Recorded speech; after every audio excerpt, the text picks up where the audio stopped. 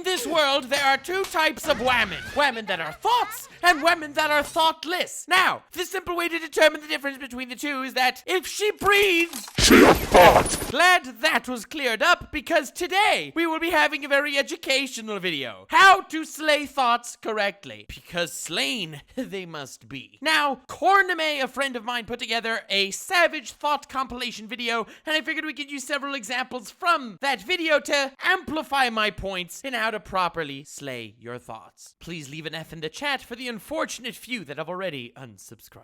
May God have mercy on their souls, and boy am I glad the Lord understands sarcasm, so he can have mercy on mine. This video is sponsored by Kurtzpel, an anime-style MMORPG with some of the greatest anime-esque animation in the intro, getting you to know the world almost immediately. We got our epic anime fight scenes, we got our epic anime waifus, and we got our epic anime fan service. It's all there. Now, as far as character customization goes, you will never feel as at home with the character you're creating as you are in Kurtzpel. You have nearly unlimited options as far as hair color, style, skin tone, as well as growing the bodily proportions, if you know what I mean. As far as the actual gameplay, you got PvE and PvP. In PvE, you'll notice immediately how natural feeling the controls are, and how between the easy controls and the great intro animation, you almost immediately feel like you're part of the world. Also, as far as the PvP, an interesting twist is it's all 2 versus 2 battles. It's focused on teamwork and strategy, as well as straightforward damage output. I highly suggest you check it out. Link is in the description. Thank you so much, Kurtzpel, for sponsoring this video. The first scene is from Assassination Classroom, and this one is extremely important. As we can see in this anime, the plot is to destroy the tentacle monster that can move at Mach speed. Yes, this plot is airtight. Now, Karasuma is one of the senseis put in place to teach the class how to properly assassinate their teacher. Yes, this story is about growth and truly an inspiration to every schoolboy around the world that wants to assassinate their teacher. Now, another one of the teachers in charge of the assassinating is Bitch Sensei. Yes, that is her correct name. And she is a thought for a living, okay? That seductress witch. Now, Karasuma has this epic plan. It's large scale, it's gonna be dope, it's gonna be intricate. And Bitch Sensei is all just interested in trying to seduce this tentacle monster. Like, that will work. But Bitch Sensei also has a crush on Karasuma. So, Karasuma understands and takes action in the correct way to deal with the thought in this situation. He lulls her into a false sense of security, initially picking her up, hoisting her like a pure maiden, where she feels like it's incredible. He's being assertive in the relationship. He loves her as well, and without a second thought or change in his expression, because as we know, his expression cannot waver, for he can be enticed by the thought.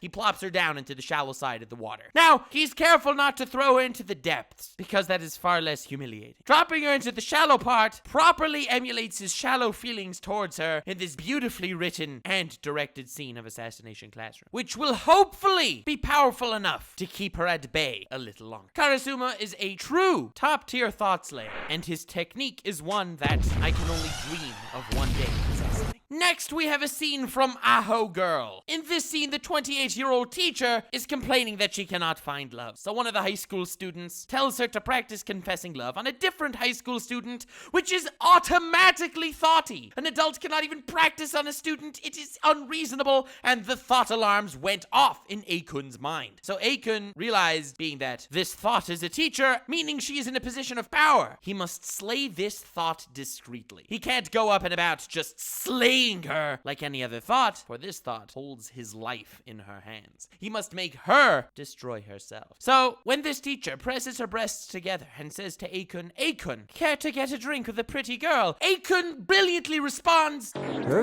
28歳ってまだお姉さんなんですか? Not with the thought slaying, "You aren't pretty," an immediate smack to the thought's face, but he makes the thought come to that own conclusion. He says to the thought, "Thought, do you consider yourself pretty at 28? Now, by asking her this question, the thought slays herself in her own psychology. That is how to slay a thought in a position of power. For if it's you that slays the thought will then take revenge, for she has the means. However, if you cause the thought to slay herself, her only enemy is herself, leaving you in a safe haven. I've practiced this technique in the past before. When a thought said to me, "Do I look fat in this dress?" you mustn't say, "Yes, thought, you do." You must flip the question on her. You ask her, "Well, I don't know. Is it natural to have all your flubber sticking out over the waistline?" Worked like a charm. The next scene is from Golden Time, and this one is also pivotally important because this is the ultimate wingman role for thought slaying. If a thought is invading the personal space of a friend of yours and your friend has no means to slay this thought, there is something you can do. No, you cannot directly confront the thought because that does not clear the issue at hand. The thought will want vengeance upon you and will still come after your friend. Definitely a no-no. The only thing you can do is, by the way, you should all watch Golden Time. It's one of my favorite romance anime ever. You go up to your friend and call him your boyfriend.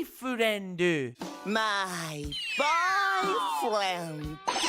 Where if he catches on immediately to your thought-slaying stratagem, he'll reply, "Tatabanri boyfriend desu." My Japanese is a bit rusty, you understand.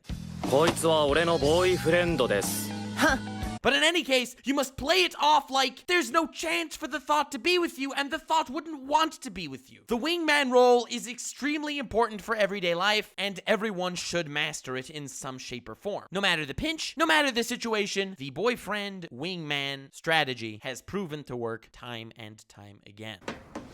The next one, I warn you in advance, is for veterans only. There's a certain level one must reach before even attempting the Gintama. So in Gintama, Gintoki is the greatest anime character of all time. Total badass, epic troll, doesn't give a crap about anything in life, and when a thought bothers him, he just destroys her.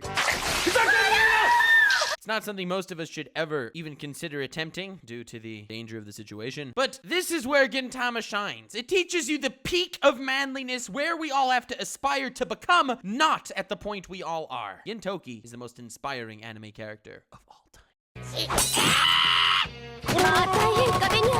Next, we have another scene from Aho Girl. Now, if you remember correctly and you're up to date with your thought-slaying lessons until this point, Akun previously destroyed a teacher, someone that holds a higher power. Now, what if this same Akun would be up against a thought that did not hold this position of power? Well, Akun knows exactly what he must do. When the thought rocketeers herself from her swinging position to kick Akun in the face, like all thoughts do at one point or another, Akun then grabs the thought by the ankle, twirls her around. The thought then realizes her panties are revealing and due to family primal instincts covers them up and then realizes, no, she's a thought. She must show them to him. You see, every thought truly wants to be slayed, and the more you slay them, the more thoughty they become. So then he realizes, no, he must hurl her into a tree, because hurling her into a tree is the least sexual act he could do at this point while holding her ankle, swinging her around, staring at her panties. Don't worry, this relationship has not sunk because the thought will still crawl back, as is the nature of the thought. Moving on! This is also incredibly important. Until now, we've come up with various techniques in how to deal with thoughts, but sometimes direct is best, especially when just trying to convey a specific message. You can say, "Thought, down, down girl," and the thought may or may not listen. There's a surefire way to do it. Thank you, Yukiteru. Very cool. Granted, the wimpiest bitch slap I have ever seen, but hey, it does the job. Sometimes you gotta be a real man. Sometimes you gotta do whatever Yukiteru just did, but on steroids. These are thought slayers that are already second degree. Yukiteru, first degree thought slayer. When you move up to the second degree, not only does it need the velocity and strength, but High School of the Dead shows us that it also needs the setting. That is correct. You tell your thought what to do, the thought disagrees. Now, the real lesson to be learned here is not necessarily the pure form exhibited in this thought slap, but it's the rest of the class that sees this take place and obviously does not say a word. No one stands up to defend her honor and dignity or whatever because this thought slap was completely justified, being that she was the thought that needed slaying. And speaking of justice, well, we mustn't forget that you must be a gentleman in these situations. When a thought deserves to be slain, sometimes it needs to be in a gentlemanly fashion. You see, in JoJo's Bizarre Adventure, the pinnacle of gentle manliness, this is exhibited perfectly. So when a thought asks for help, Jotaro does not hesitate to tell her, of course, we're friends, then proceeds to demolish her face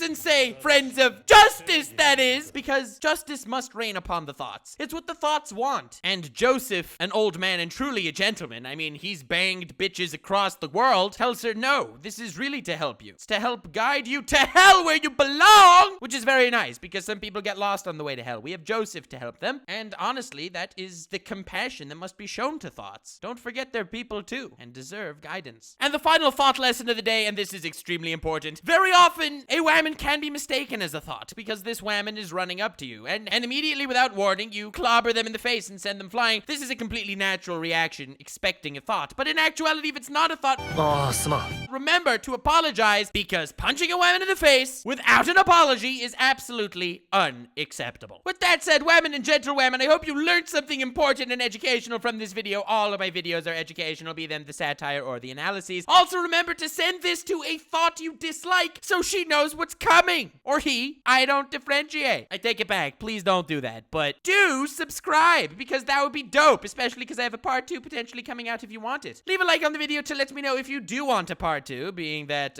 this could get me in hot water and ad revenue may not be that good on this video. Also, let me know in the comments if you like this style, being that it's been never seen before on the YouTube platform for obvious reasons, and those reasons are I'm completely insane. Another good reason to subscribe. Thanks Kurtzbell for sponsoring this video, and remember to stay weird, fam.